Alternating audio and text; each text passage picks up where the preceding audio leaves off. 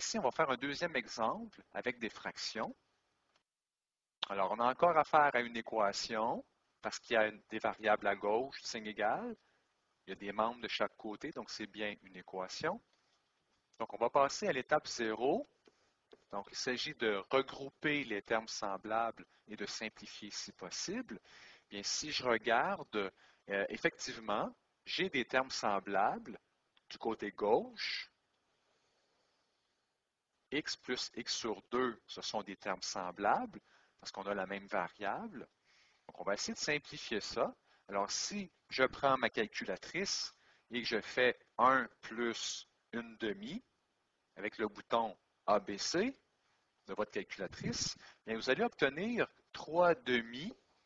Donc, je vais réécrire le x. Donc, ça fait 3 demi x moins 1 tiers est égal à 1 quart.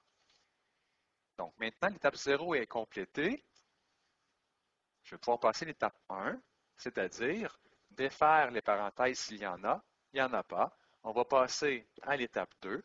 Il s'agit d'isoler la variable par les opérations inverses. Donc, je vais séparer ça en deux. J'ai mon côté gauche et mon côté droit.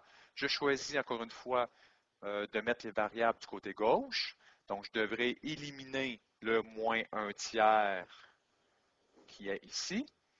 Alors, l'opération inverse d'un moins, c'est un plus. Alors, si j'ajoute 1 tiers de chaque côté,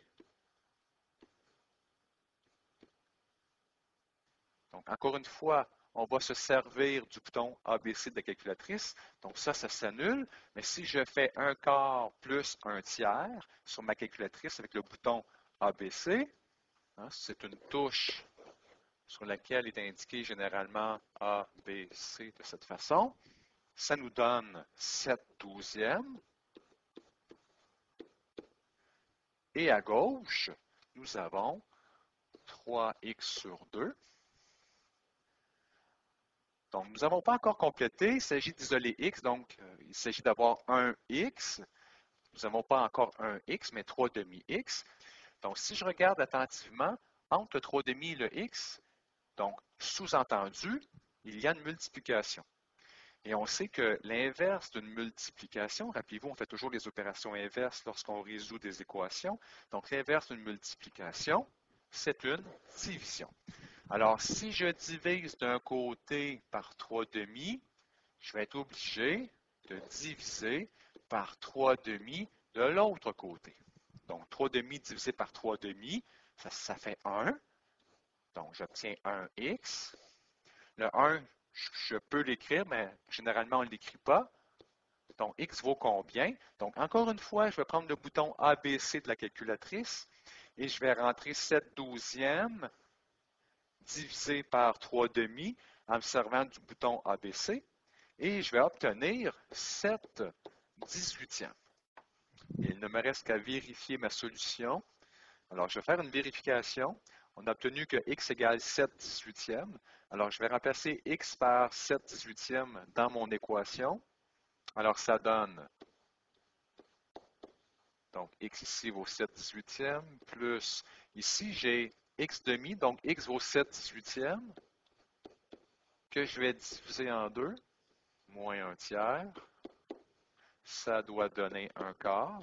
Si je prends ma calculatrice avec le bouton ABC et que je fais 7 ABC 18 divisé en 2, ça doit donner 7 36e.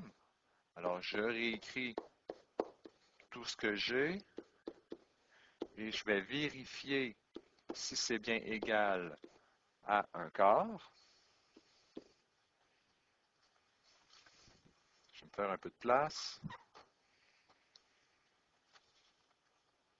Alors, si je calcule tout ça avec ma calculatrice, donc si j'additionne et je soustrais ce que j'ai à gauche, ça doit me donner 1 quart.